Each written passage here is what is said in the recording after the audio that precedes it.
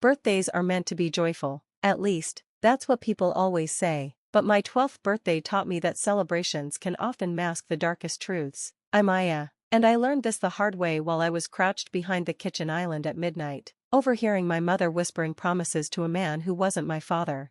"We'll tell her after the party," Mom murmured, her voice dripping with the charm she used when she wanted something. "Daniel won't make a scene, not on her birthday." Tyler, the man, chuckled. "Are you sure about the accounts? Once we start. Trust me, I've thought this through." My fingers gripped the cold tile beneath me. I had only come downstairs for a glass of water, but now my throat was dry, like I couldn't breathe. The moonlight that shone through the bay windows twisted shadows across the granite countertop, turning normal objects into sinister shapes. "What about Aya?" Tyler asked. "She's attached to Daniel. She'll adjust. Kids are tough." Mom's bracelets jingled as she moved. "Besides, she'll have both of us now. We'll give her a better life." I wanted to scream that my life was already fine and that I didn't need it to be better, but I stayed still, barely breathing, as they plotted how to shatter my world. The next morning, Mom acted like nothing had changed. She made chocolate chip pancakes, my favorite, and sang happy birthday with Dad. Her smile was flawless, but now I could see the hollowness behind it.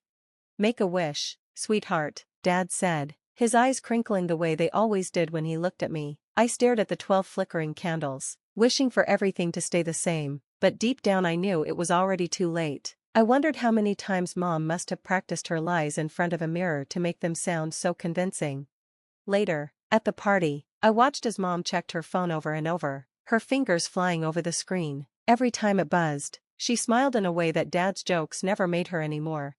My friends didn't notice anything wrong as they devoured cake and played games, but I could feel the distance growing between my parents with every passing minute, like a crack spreading across ice.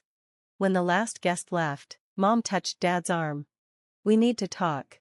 The words hung in the air like smoke. I could see Dad's expression shift, ever so slightly, a subtle sign, but one I knew all too well. He knew something was wrong.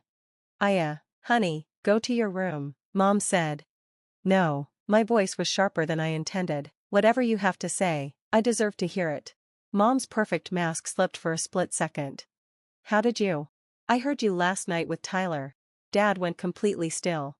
"Tyler? Daniel?" Mom started, but I cut her off. "She's leaving you for him. They've been planning it." My voice didn't tremble, even though my hands did. "They think I'll be fine. They think I'm strong enough to handle it."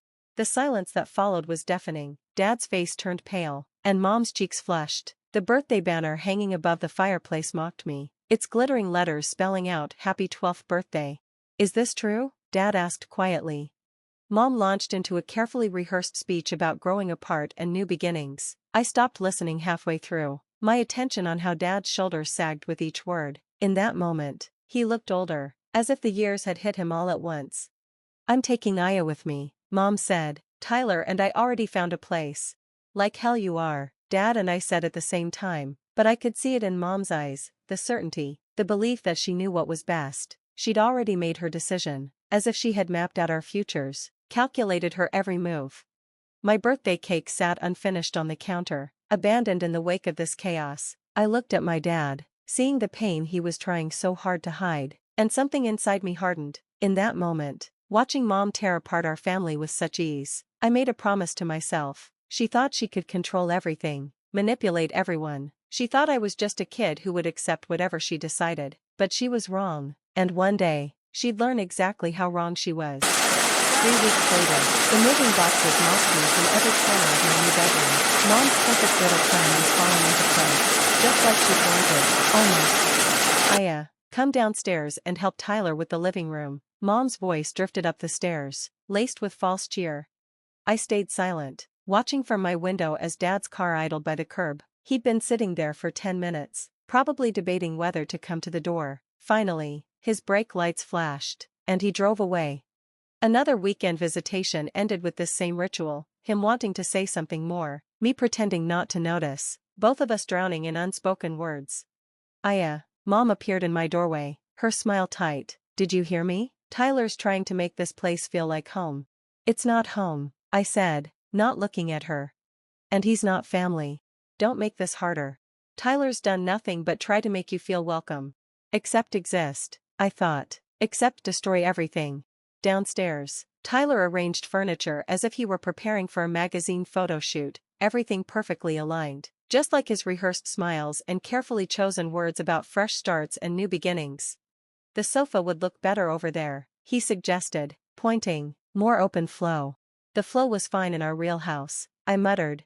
Mom's hand clamped down on my shoulder. No. No, it's okay, Tyler interrupted smoothly. Change is tough, but you'll see, kiddo, this place has potential. The nickname made my skin crawl. I noticed how he'd rearranged Mom's favorite photos, placing recent ones of just the three of them on display, while older family pictures had mysteriously disappeared. A knock at the door interrupted me. It was Lucas, the boy from next door, holding a plate of cookies. Mom thought you might like these, he said, looking directly at me instead of the adults. Welcome to the neighborhood. He looked older than me, probably 17 or 18, with sharp eyes that missed nothing, including the way Tyler subtly leaned closer to Mom, his hand resting possessively on her waist. How thoughtful, Mom gushed. Why don't you and Lucas take these to the kitchen? In the kitchen, Lucas lowered his voice. Your mom's new husband, he used to live here before, with his ex-wife. My head snapped up. What? Yeah, there were rumors about why they split, something about money disappearing from their joint accounts. Before I could ask more, Tyler appeared in the doorway, his expression casual but with an underlying tension.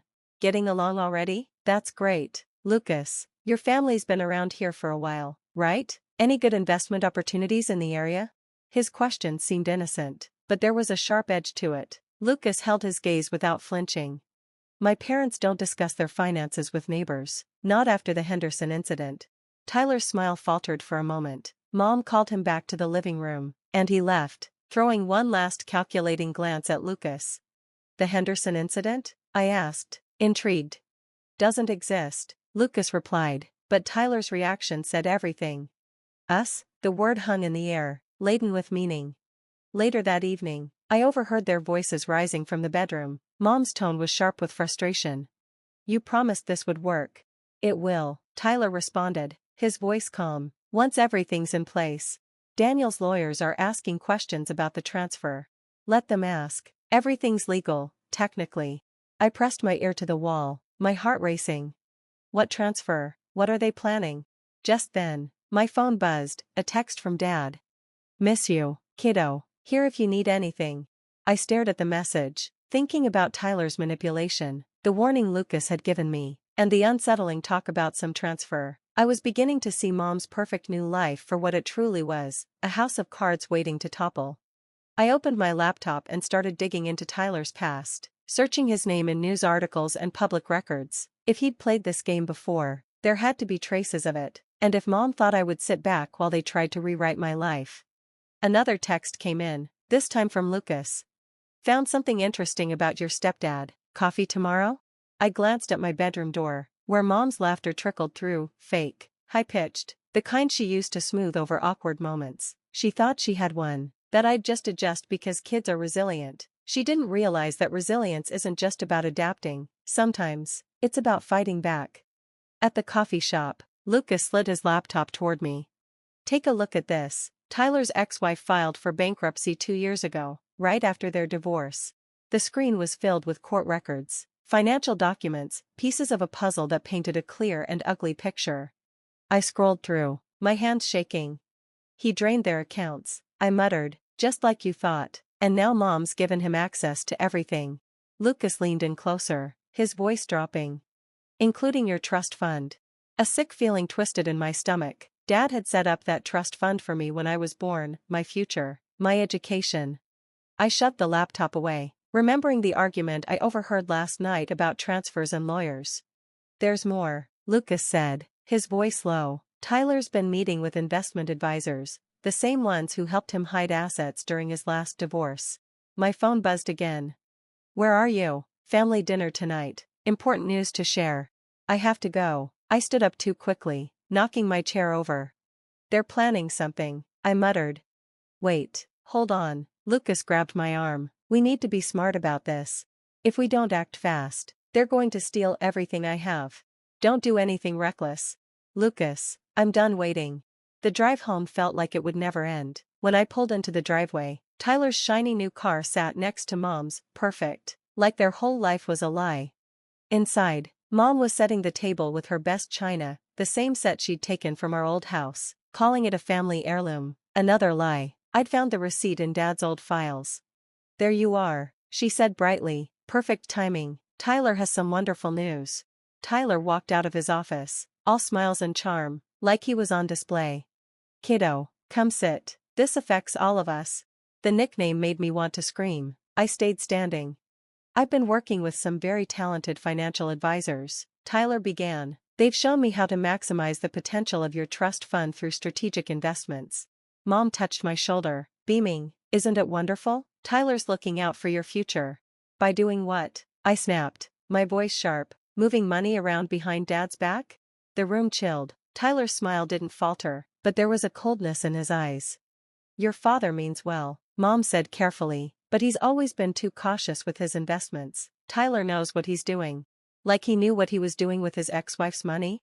The words hung in the air, and for a brief second, Tyler's mask slipped, surprise, followed by anger, and then nothing. "I don't know what you think you've heard," he said smoothly, "but there are always two sides to every story." "Really? Should we call her and ask for her side?"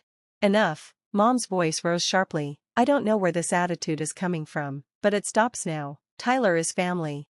He's a con artist." The words shot out before I could stop them. "He's stealing from us, and you're too blind to see it." Mom slapped me. The sound echoed through the room, followed by an unbearable silence. Her hand trembled as she lowered it, and I saw horror flash across her face. I was already running upstairs, slamming the door to my room. Through the door, I heard their voices, heated and frantic. "She's been talking to Daniel. We need to move faster. The paperwork isn't ready." "Then make it ready." My phone buzzed again. "Lucas, don't do anything yet. I found something bigger. Meet tomorrow?" Another message from Dad popped up. "Everything okay? You seemed upset at the last visit." Then one from Aunt Sarah. "Aunt Sarah, call me. Need to talk about your mom's new husband. Important." The pieces were falling into place, forming a picture I should have noticed sooner. Tyler wasn't just after my trust fund. He was working his way through our entire family, picking us off one by one. I opened my laptop and started documenting everything: conversations, meetings, suspicious transfers. Mom thought she'd slapped the rebellion out of me. Tyler thought his smooth talk could cover his tracks. They were both wrong. I texted Lucas. "Tomorrow's too late. They're moving money now. We need to stop them tonight." His reply came instantly. "Don't do anything reckless." But as I heard Tyler's office door shut and the sound of his printer whirring to life, I knew that what I was about to do wasn't reckless. It was necessary. The flash drive felt heavy in my pocket as I walked into Aunt Sarah's house. She opened the door before I even knocked, pulling me inside with urgency. "Your mother called me last night," she said, guiding me to her home office. "She's worried about your rebellious phase." The sarcasm was thick in her voice. "Did she mention that Tyler's trying to steal my trust fund?" Aunt Sarah's face shifted. "Show me what you've got." I plugged the flash drive into her computer. The screen filled with the files I'd copied from Tyler's printer: transfer forms, investment plans, carefully worded legal documents designed to make theft look legitimate. "Smart," Aunt Sarah murmured, scrolling through the files. "He crafted it so everything looks legitimate. Can they actually do this?" "Not without your father's signature," Sarah responds, but then pauses, her eyes narrowing on the screen. "Wait a minute, this is strange. Tyler's been in touch with James Morton." "Who's that?" I ask. "A judge, a longtime friend of your mother's. He handles a lot of family court cases." The realization hits me hard. "They're trying for full custody, aren't they?" I whisper. "With the right judge, the right paperwork." Sarah doesn't need to finish her sentence. My phone buzzes. It's Lucas. "Emergency, Tyler's ex-wife found dead. Apparent suicide." Everything around me seems to tilt. I show Sarah the message. "Oh my God," she says, standing and starting to pace. This is bigger than we thought. The timing, the documents." Another text from Lucas. "Police ruled it a suicide, but her sister's asking questions. Want to meet her?" Before I can reply, my phone rings. It's Mom. I send it to voicemail. "I need to meet with Tyler's ex-wife's sister," I tell Sarah. "No," she replies sharply. "You need to be careful. Tyler isn't just manipulative, he's dangerous." "Then help me stop him," I demand. Sarah looks at me for a long moment. I might have a way, but it's risky, and your mom will never forgive me. Mom lost any claim to forgiveness when she chose him over me, I say, my words bitter but true. Sarah nods slowly, then pulls a thick file from her desk. I've been collecting information since they married, bank records, business dealings, behavioral patterns, but I needed concrete proof. She gestures toward my flash drive, and you just provided it. My phone buzzes again. It's Dad, got a call from the trust fund managers. We need to talk. How long will it take? I ask Sarah. To set everything in motion? A week, maybe less, but Aya, she grabs my arm. Once we begin, there's no going back. Your mom will be implicated too. I think about the slap, Mom's blind defense of Tyler, all the little betrayals that led to this point. Good, I say. Sarah makes a call, and I text Lucas back. I arrange a meeting with Rachel, but not at her sister's place, somewhere public. His reply is quick, coffee shop on 5th tomorrow at 10 a.m. Coming with you? When Sarah hangs up, her face is tense. My contact at the SEC is looking into this, especially now with the timing of the ex-wife's death. What do we do now? I ask. We wait. Let Tyler think he's winning. And Aya, she hands me back the flash drive. Don't go home tonight. Stay here. As if on cue, my phone lights up with a voicemail from Mom. Aya, if you're with Sarah, come home immediately. Tyler's worried sick. We only want what's best for you. I delete the message halfway through. Sarah watches me, her face unreadable. You know this will end one of two ways, she says quietly. Either Tyler goes down and takes your mother with him, or, her voice falters, or someone else ends up like his ex-wife. My phone buzzes again, another message from Tyler. Kiddo, let's talk. Just you and me. I'll explain everything. I show Sarah the text. She takes my phone and types a response. Okay, tomorrow after school. That buys us some time, she explains. And Aya, whatever happens, remember, you didn't start this war, but you may be the one to finish it. I think about the ex-wife's death, the judge in Tyler's pocket, and Mom's elaborate lies. The fear is still there, but now, something else burns hotter: purpose. The coffee shop feels like neutral territory, but I know better. Tyler's ex-wife's sister, Rachel, sits across from me, her hands gripping a cold cappuccino. Lucas stands nearby, feigning interest in a menu while keeping an eye on the door. Karen wasn't suicidal, Rachel says quietly. She was terrified of Tyler. She slides a phone toward me. These were her last texts to me. The messages paint a familiar picture: financial manipulation, gaslighting, threats masked as concern, but the last one freezes my blood. He said he'll make it look like an accident, like Julia. Who's Julia? I ask, confused. Rachel's voice falters. Tyler's college girlfriend, drowned 20 years ago. Karen found something in their old records, but she wouldn't tell me what. Said it was safer if I didn't know. My phone buzzes. Another text from Aunt Sarah. SEC moving faster than expected. Tyler's making large withdrawals from multiple accounts. Another buzz follows. Your mom just emptied your college fund. The cappuccino ripples as my hands shake, and the table quivers slightly. Lucas is at my side in an instant, reading over my shoulder. We need to go, now. Wait. Rachel grabs my arm. There's more. Karen had a safety deposit box. The key. The door of the coffee shop chimes. Tyler walks in, Mom trailing behind him. There you are, kiddo, Tyler calls out, his voice too calm, too polished. We've been worried sick. Lucas steps between us as they approach. Mom glares at Rachel. Aya, come here, right now, she demands. You have no idea. Like Julia, I blurt out. Tyler's smile falters, but just for a second. Or Karen, I add. Who's been filling your head with these nonsense stories? Tyler sneers. Mom reaches for me, but I step back. Karen left something, I say, watching Tyler's face. A safety deposit box. His expression doesn't shift, but I can see a flicker of panic in his eyes. Whatever Karen told you, Tyler says smoothly. She was troubled, unstable. The police confirmed, Rachel interrupts. Just like with Julia, I finish. For the briefest moment, Tyler's mask slips, surprise, then anger, then nothing. I don't know what you think you're doing, he says, his voice chilling, but involving my stepdaughter in your conspiracy theories. Stepdaughter? I laugh, and it sounds like shattering glass. Is that what I am? Or just another asset to liquidate? Mom pales. How did you? The college fund. Mom, really? I sneer. It's temporary, she stammers. Tyler's investment opportunities, like the ones he had for Karen and Julia. Tyler steps forward, abandoning the pretense. You need to stop talking, now. Lucas steps closer. Touch her, and I'll send everything to the SEC, everything. You don't have anything, Tyler snaps, but his eyes dart toward the exits. My phone buzzes. Sarah, police want to reopen Karen's case. Get somewhere safe, now. I pull out the flash drive. We have everything, every transfer, every manipulation, every conversation about Judge Morton, and now we know about Julia too. Mom grabs Tyler's arm. What is she talking about? What did you do? His silence says it all. For the first time, I see doubt crack her perfect facade. Mom, I say quietly, he's using you, like he used Karen, like he used Julia, and when he's done. Enough. Tyler lunges for the flash drive. A chaotic scramble ensues. Lucas shoves me back. Rachel screams. Mom stumbles into a table. Through the window, I see police cars pulling up outside. Tyler sees them too. His face contorts in fury, calculation, and cold emptiness. You're just like Karen, he snarls. Too smart for your own good, but at least she knew when to stop. Tyler. Mom's voice cracks. What are you saying? Ask him about Julia's drowning. Mom, ask him why Karen was really scared. The police enter. Tyler backs toward the rear exit, eyes locked on mine.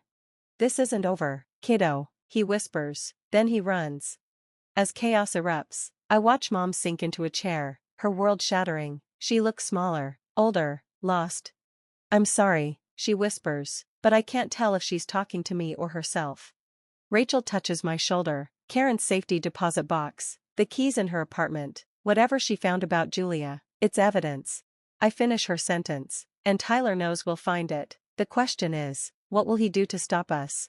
Looking at Mom's broken expression, at the police swarming the cafe, at Tyler's empty coffee cup on the counter, I realize one terrifying truth: this isn't just about revenge anymore, it's about survival. Karen's apartment feels like a tomb. Rachel fumbles with the key as she opens the door, and I understand why. Everything is exactly as her sister left it, down to the half-empty coffee mug on the kitchen counter. The key should be in her study, Rachel whispers. Lucas positions himself by the window. Make it quick, Tyler could already. Then the voice comes from the hallway. Tyler. He steps out, holding the key to Karen's safety deposit box. Looking for this? My heart stops. Behind him, Mom emerges from the shadows, but something's different. Her makeup is smeared, her hands trembling. I'm sorry, Aya, she whispers. He's got everything, the house, the money, he'll ruin all of us. Tyler's grin sharpens. Smart woman, your mother finally figured out how this works. He flips the key in his fingers, catching it effortlessly. Unlike Karen or Julia. What did you do to them? Rachel asks, her voice trembling. The same thing I do to anyone who poses a threat to me. Tyler sneers, his gaze locks with mine. Karen thought she could prove something about Julia's death. Foolish girl, never realized the evidence was right here, in my hands. He pulls out an old envelope from his jacket. Julia's final letter. Touching, really, especially if anyone else finds it. Mom steps forward, desperation in her eyes. Tyler, please, she's just a kid. She stopped being a kid the moment she started playing detective. He replies coldly, pulling a gun from his waistband. Now, about that flash drive. Lucas tries to move toward me, but Tyler swings the gun toward him, stopping him in his tracks. Stay put, tech boy. Your little SEC buddies won't find anything now. Anyway, amazing how fast records can vanish when you have the right people owing you favors. My phone buzzes. Sarah's message flashes on the screen. Police found Judge Morton dead. Apparent suicide. Tyler's cleaning house. Tyler notices the shift in my expression. Ah, you heard about James. Such a shame. Guilt can be a real burden. You're crazy, I whisper, barely believing what I'm hearing.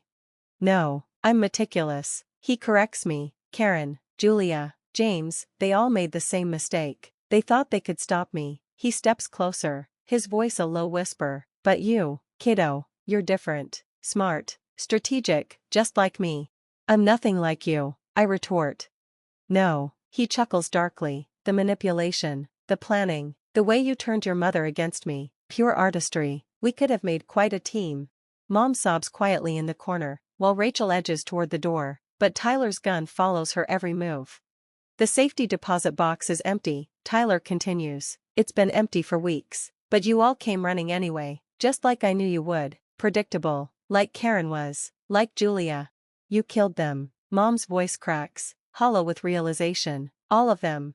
And I helped you, Tyler sneers, helped both of us, really, their money, their lives, their futures, perfect teamwork. I think back to all the signs I missed, the subtle changes in Mom, the grooming, the slow manipulation. Tyler didn't just destroy his victims, he turned their loved ones into his unwitting partners in crime. The flash drive, Tyler demands. I hesitate, my hand moving toward my pocket, but Lucas shouts, don't. The gunshot rings out, deafening. Lucas drops to the floor, clutching his shoulder. Rachel screams in horror. Mom covers her ears. Next one won't miss, Tyler says, his voice unnervingly calm. The drive. I pull the flash drive from my pocket, everything we had, every piece of evidence, our only leverage, gone in an instant. Tyler grins, sliding it into his pocket. See, reasonable people can always make deals. Now, about those copies. There aren't any. Let's make sure. He raises the gun again. Your aunt's house would be a good place to start looking, or maybe your father's office. The threat is clear. He's found a way to cut us off from everyone I was trying to protect. You won't get away with this, Rachel says, but even her voice is unsure. I already have, Tyler responds, checking his watch, more than once. Now, let's take a little drive. There's a lovely spot by the lake where Julia used to swim, perfect place to settle things. Mom steps between us, her voice shaking. Tyler, please, I'll do whatever you want. You've done enough, he interrupts, pushing her aside. Time for the grown-ups to finish what they started. As he shoves us toward the door, I catch Lucas's eye. He's pale from blood loss, but he gives a small nod toward his phone, which lies on the floor, fallen near the window during the shooting. It's still recording. Tyler may have the flash drive, but he doesn't have everything, not yet. The question is, will any of us survive long enough to use it? The lake stretches before us, still and black in the moonlight. Tyler hasn't moved the gun since we left Karen's apartment, but Mom's resolve is weakening. She keeps glancing at us, her perfect world slowly falling apart. Julia loved swimming here, Tyler says, guiding us toward the dock, right up until the end. Funny how history repeats itself. Rachel stumbles, and I catch her arm. You won't get away with this. But I already have. He grins, the smile cold and practiced. Your mother knows it too, don't you, dear? Mom's voice cracks. I didn't know about Julia, or Karen, I swear. You knew enough. Tyler's tone darkens. You saw what you wanted to see, just like Karen, just like Julia. A police siren wails in the distance. Tyler's grip tightens on the gun. Phones, he commands. We hand them over, watching as he throws them into the water. Except for Lucas's phone, it's still recording, still capturing every moment. You were right about one thing, Tyler says, his gaze fixed on me. I am a con artist, the best kind, the kind who makes people destroy themselves, like you made Julia destroy herself.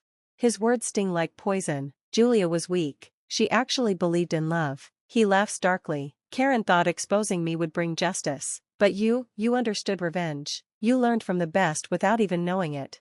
Mom steps forward, her voice trembling. Tyler, please, there's still time to. The gun shifts toward her, cold and threatening. Still what? Pretend to be a happy family? That act's over, sweetheart. It ended the moment your daughter started unraveling everything. I quickly speak up, trying to redirect his attention. The recording, I say, my voice steady. Once this looks like another tragic accident, a family outing gone wrong, Lucas's phone won't matter. Just a mother and daughter trying to save their friend. The sound of sirens grows louder, and Tyler's facade slips further, revealing a dangerous desperation. Move to the edge, he orders, his tone sharp.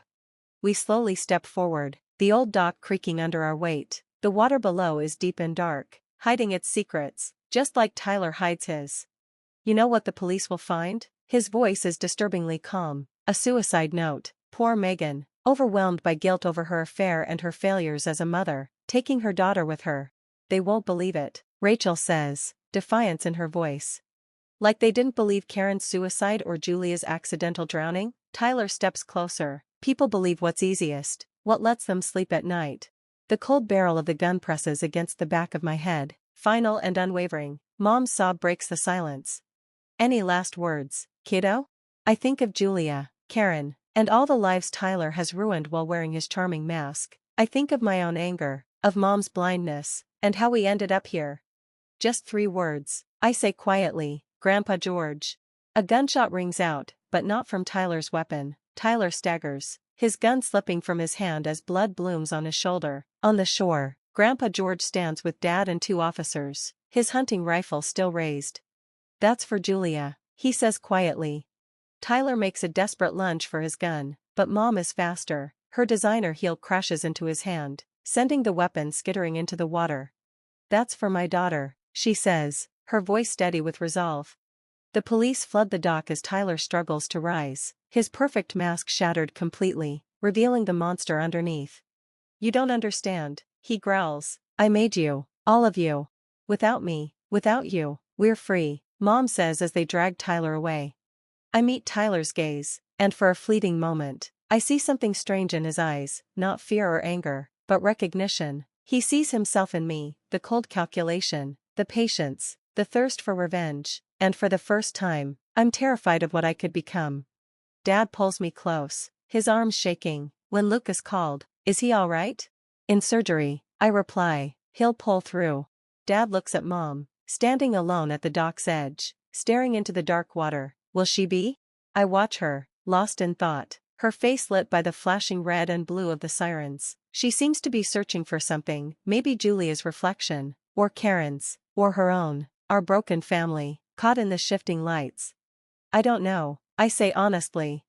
The lake holds its secrets, but we don't have to keep ours any longer. As the first rays of dawn break over the water, I realize revenge isn't about winning or losing, it's about what remains when the battle is over, and we're still here. Barely, but standing.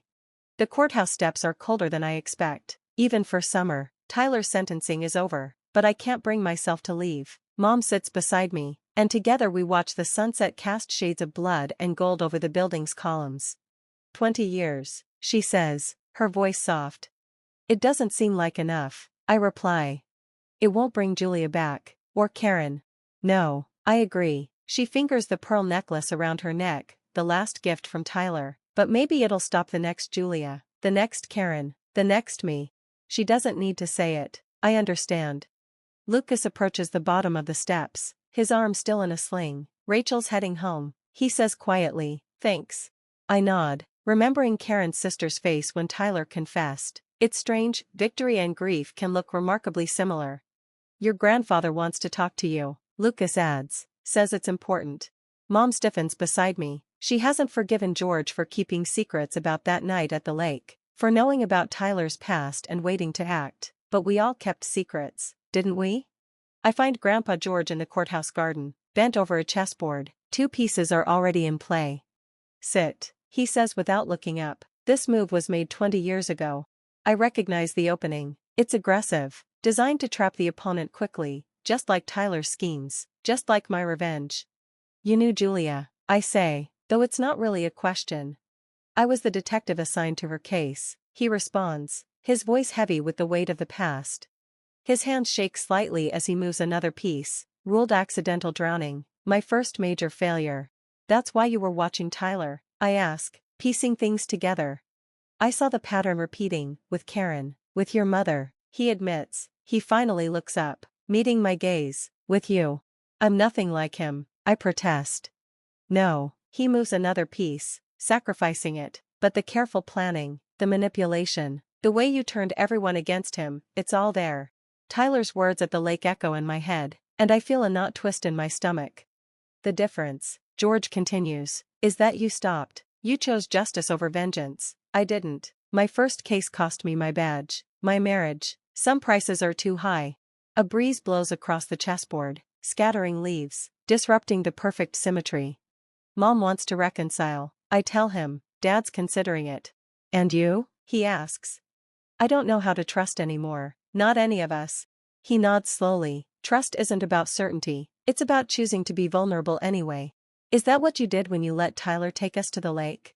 No, his voice hardens. I chose revenge that night, used you as bait, just like he would have.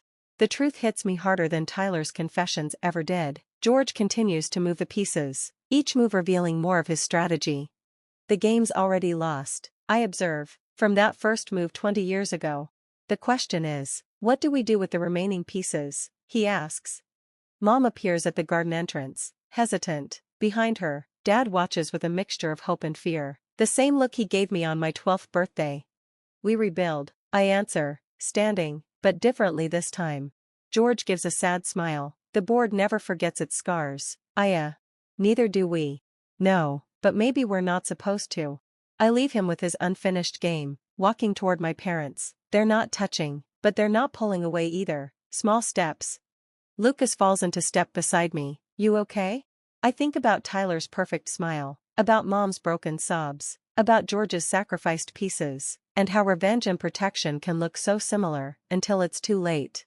I will be, I say, just stay close. He doesn't answer. He just takes my hand, another small step.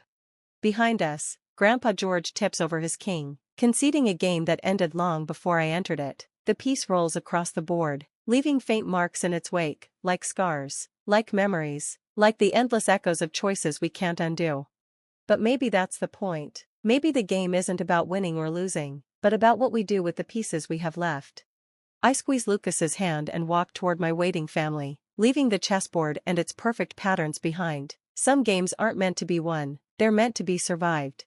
Thanks for watching. See you in the next video. Stay stunned.